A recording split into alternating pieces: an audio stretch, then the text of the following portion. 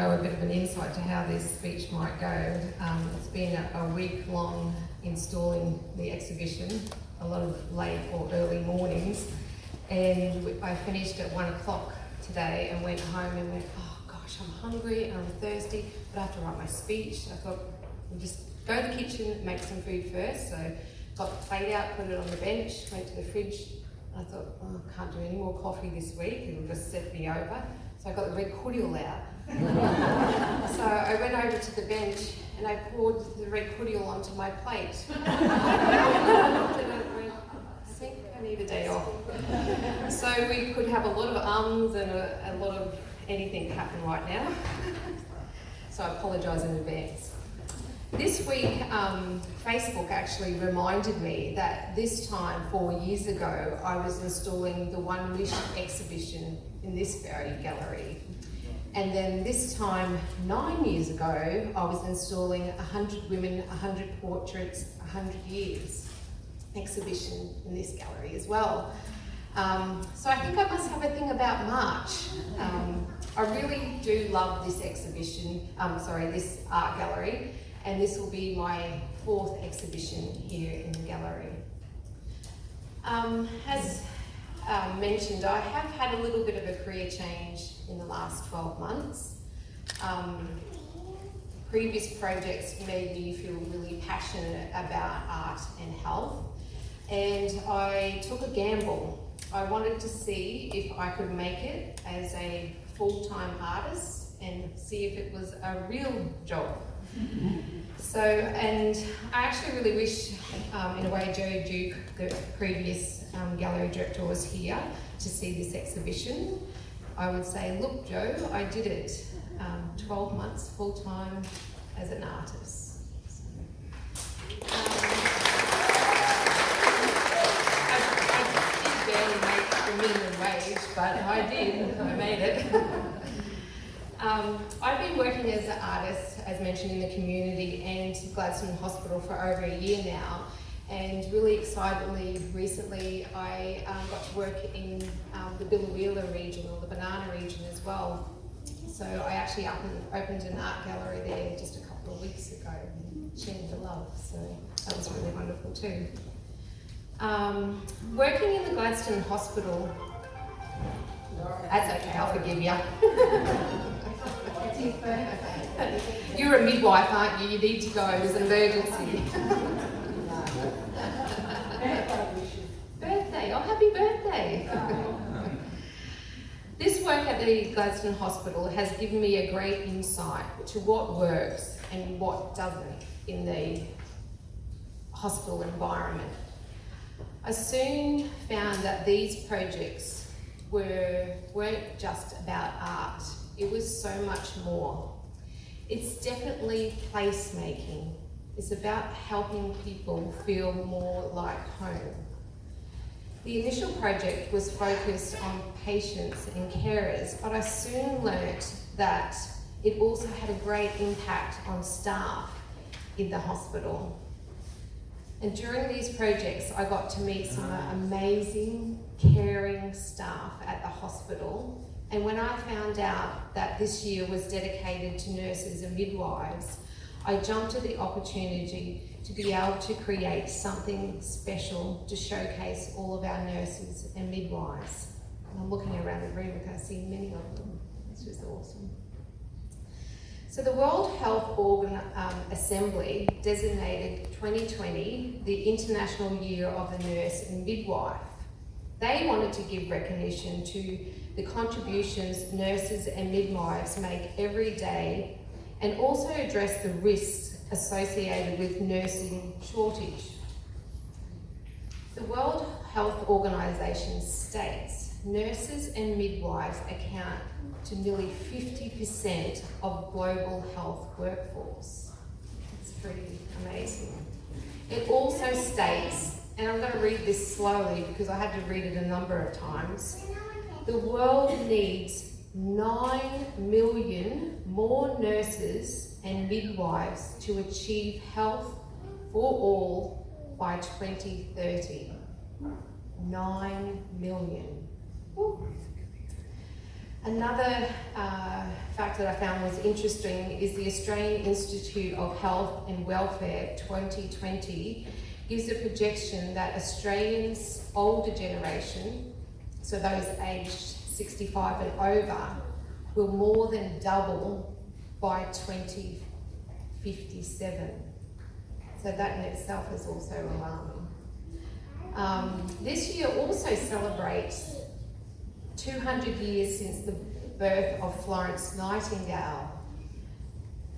So all of these things, aspects, inspired me to create this exhibition next door. There are a lot of things next door. Maybe I'll just quickly talk you through them. Through the front entrance, you're greeted by the youthful Florence Nightingale, who paved the way for the nursing career and also women in general. Upon reading or rereading, I'm sure we learned it at school, but it was also good to refresh that in her era, and she was way before her time, women weren't, of her status, weren't normally had a career or been educated. They got married and had children and were kept. So for the amazing things that she had paved the way for, I think that's quite an important part of the exhibition as well. Then dotted throughout the room, we have the Gladstone Hospital collection of objects, photographs and reports that date back to 1979. And I've popped the Director of Nursing reports out on display so you can have a view. And many of these were from Matron Murray. Yeah. So yeah, I'm sure a lot of people remember that. Matron Murray. I've had some different stories. Then we have also, so actually back to the hospital collection. So over the years, many people have been putting these collections together in the cabinet in the education department.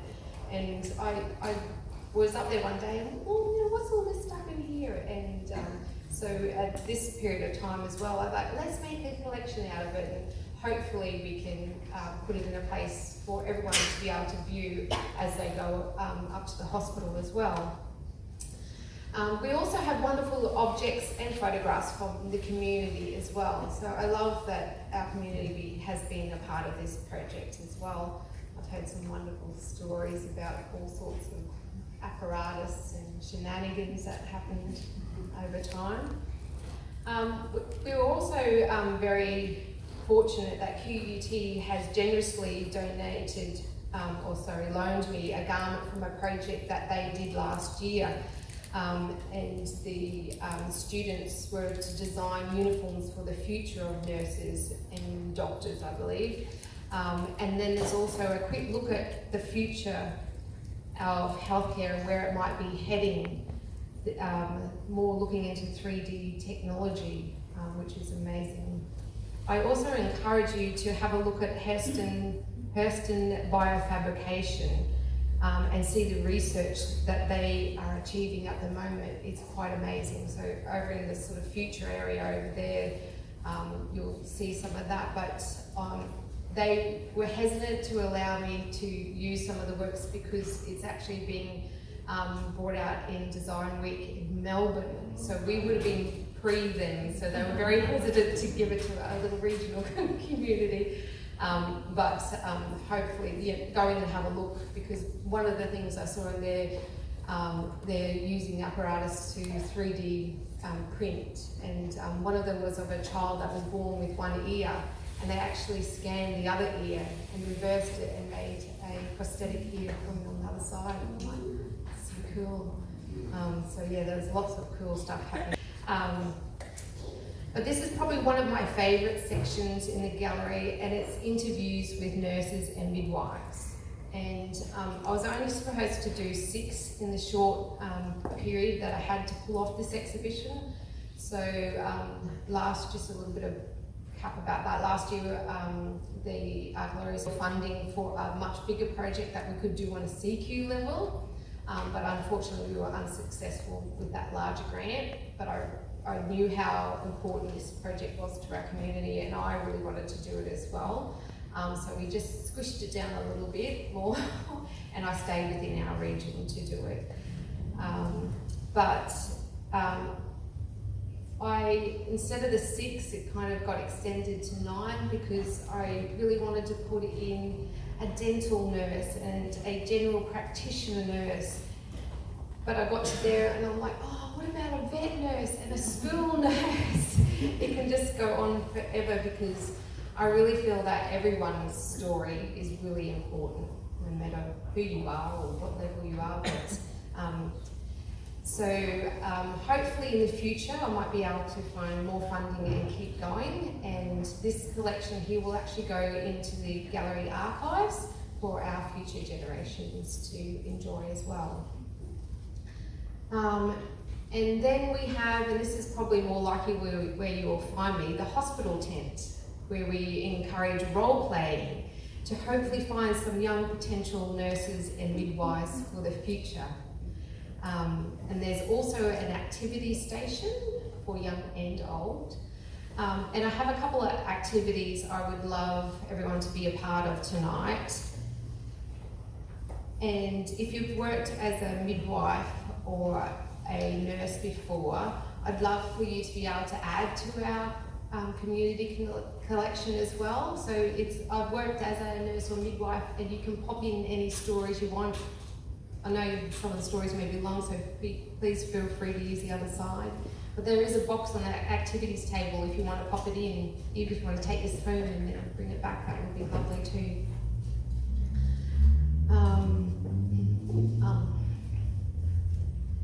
There's also a postcard to say thank you to nurses and midwives, and if you could pop them in the box as well. I would like everyone, take a photo of the legends of our community. Can we thank them from a round of applause?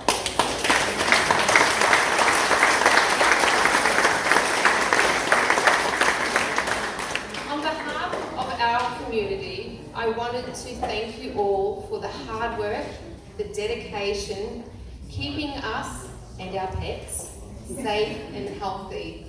And I did realise that Matt Bennett may not be here, but he would have wanted to thank you as well, I'm sure. So, thank you. Thank you. Thank you. Installations and a changeover of just about every room in this gallery, which is something I have never seen before. This team at Gladstone Regional Art Gallery and Museum have been amazing. And I wanted to give them a huge thank you for their energy and efforts in showcasing these works. Thank you also to Gladstone Regional Art Gallery and Museum, and also Central Queensland Health for supporting me in this project and many others. And I also want to thank you all for coming out and helping celebrate our official opening. Thank you.